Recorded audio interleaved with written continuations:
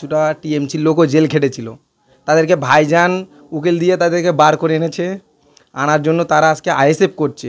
মানুষ বুঝে গেছে এ আমাদের একটা পঞ্চায়েত মেম্বারে ভাই দেখেন আমাদের পাশে আজকের আছে। যেই দিন থেকে ওয়াকফ বিলের প্রতিবাদে ওই যে অত্যাচারটা হয়েছিল, টিএমসি পার্টির শাসক দলের, হ্যাঁ, তিনি আজকে ন্যায় ন্যায্য বুঝে আজকে আমাদের পাশে চলে এসছে। রাহুল বাবার সাথে সম্বন্ধনা বা দেখা সাক্ষাৎ করতে চলে এসছে তিনি আজকে। আমাদের উদ্দেশ্য, যেহেতু আমাদের নেতা তো আর চুরি করে জেলে যায়নি, আমাদের নেতা গিয়েছে সম্মানের সাথে ফুলের মালা পরিয়ে আজকে বাড়ি বসে আছে, যার কারণে আমরা আসলাম। বিভিন্ন জায়গাতে বিভিন্ন মানুষ আসছে, আমাদেরও ভালো লাগলো, আমরাও আসলাম। ভোগালী 1 নম্বর অঞ্চল থেকে আসলেন এবং কি বলবেন আইএসএফ নেতা যে প্রতিবাদ করতে গিয়ে আজকে জেল খাটতে হলো বিনা কারণে, কি জানাতে চাইছেন সাধারণ মানুষের কি বার্তা দেবেন? দেখো, ওই দিনকে আমরা দেখেছিলাম আমাদের রাহুল ভাই ওখানে কিন্তু মানুষের পরিচালনা করছিল, ওখানে কোনো মস্তানিও করেনি, কোনো গুন্ডামিও করেনি, ওখানে মানুষকে শান্তভাবে পরিচালনা করছিল। কিন্তু আজকে সেই আইএসএফ নেতাকে দমিয়ে দেওয়ার জন্য তাকে জেল খাটিয়েছে। আমাদের নেতা 70 পথের লড়ে জেল খাটছে। কি বলুন, কেমন লাগছে যে জেল খেটে বাড়ি আসলো, তারপরে যে মনোবলটা কিরকম লাগছে? সেটা তো রাহুল ভাই ভালো বলতে পারবে, উনি বাড়িতে বসে আছে। আমরা একদম ভয় লাগছে না, আমরা তো নেতাদের দিকে শিখছি। 62 দিন জেল খেটে বাড়ি আসলো, তারপরে ভয় লাগছে না? না, রাহুল ভাই তুই আজকে প্রথমবার জেল কাটিনি, এর আগেও বহুতবার কেটেছে। রাহুল ভাই যে কবার জেল থেকে বাড়ি এসছে সেই কবার ফুলের মালা পরে বাড়ি এসছে। কি বলবেন আইএসএফ নেতারা জেল খাটতে বা জেলে গেলে তাদের বড় বড় লিডাররা গিয়ে তাদেরকে রিসিভ করতে যায়, কিন্তু তৃণমূলের নেতারা গেলে এমন অভিযোগ ওঠে তাদেরকে মুখের দেখাও দেখতে যায় না, কি বলবেন বাড়িতে আসলেও দেখতে যায় না? আমরা দেখলাম তো এই ওয়াকফ আইনে কিছুটা টিএমসির লোকও জেল খেটেছিল, তাদেরকে ভাইজান উকিল দিয়ে তাদেরকে বার করে এনেছে। আনার জন্য তারা আজকে আইএসএফ করছে।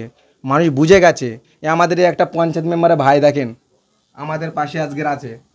যেই দিন থেকে ওয়াকফ বিলের প্রতিবাদে ওই যে অত্যাচারটা হয়েছিল, টিএমসি পার্টির শাসক দলের, হ্যাঁ, তিনি আজকে ন্যায় ন্যায্য বুঝে আজকে আমাদের পাশে চলে এসছে। রাহুল বাবার সাথে সম্বন্ধনা বা দেখা সাক্ষাৎ করতে চলে এসছে তিনি আজকে।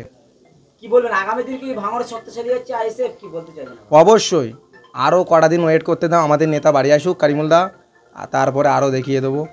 শওকত মোল্লা কারিমুল দা আপনাদের এলাকাতে নেই, সে 2 নম্বরে শওকত মোল্লা মিটিং করলো এবং বলছে যে টিএমসি ঝড়ে আইএসএফ উড়ে যাবে আর 10-15 দিন পরে, কি বলবেন? দেখো, কারিবুলদা আজকে নেই বলে বড় বড় ভাষণ দিয়ে যাচ্ছে। আমি তো মনে করি কারিবুলদা সোনপুরে দাঁড়িয়ে থাকলে কোনো নেতাকে বাজে ভাষণ দিতে পারবে না। তাহলে কি ভয় পায়, এই কি ভয় দেখি আপনাদেরকে জয়েন করার কোনো চিন্তা ভাবনা করছে শওকত মোল্লা এই যে ভাষণ দিয়ে?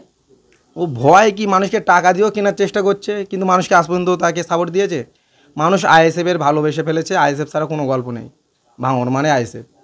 কি বলবেন কারিমুল্লাহ তো এখন এলাকা নেই, ভয় লাগছে না যে এপারে আপনারা আসলেন আইএসএফ নেতার সঙ্গে দেখা করতে, যে বাই চান্স কোনো ঘটনা ঘটে? আমাদের ভাইজান বলেছে প্রত্যেকটা নওশাদ সিদ্দিকী হও, আর আমাদের কারিবুল নেতা বলেছে তোমরা লড়ে যাও, তোমরা যখন না পারবে আমি তোমাদের পিছনে দাঁড়িয়ে আছি। আমাদের নেতা আমাদেরকে ছেড়ে পালিয়ে যাওয়া নেতা না, আমাদের নেতা সবসময় আমাদের সাথে আছে, সঙ্গে থাকবে। আর আমরাও আশা করি কারিমুল্লাহ খুব তাড়াতাড়ি বাড়ি ফিরবে, আমরা তাকে নিয়ে আবার ফের 2 নম্বরে আমরা হইচই করব। যেমন দেখলাম যে রাহুলদা 1 নম্বরে ছিল না বলে 1 নম্বরটা দেখলাম একটু চেপেছিল, রাহুলদা বাড়ি এসে দেখেন এখানে হইচই শুরু হয়ে গেছে। কি বলতে চাইছেন এই যে আইএসএফ নেতারা জেলে গেলে যে ফুলের তোড়া বা ফুলের মালা, এটা কি বিষয় বা কেমন লাগছে কি বলতে? আজকের এই ফুলের দোকানদার বলছিল, আমরা যখন ফুলের মালাটা করছি তখনই বলছিল নিশ্চয়ই কি কোনো নেতার বাড়িতে যাচ্ছ আইএসএফ নেতা?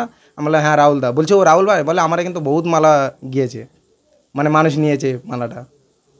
কেমন লাগছে বলবেন আইএসএফ নেতা বাড়ি আসলো এবং এখন একাধিক নেতারা এলাকার বাইরে আছে, কি বলবেন বাড়ি ফিরলে বা বাড়ি আসলে কেমন লাগবে?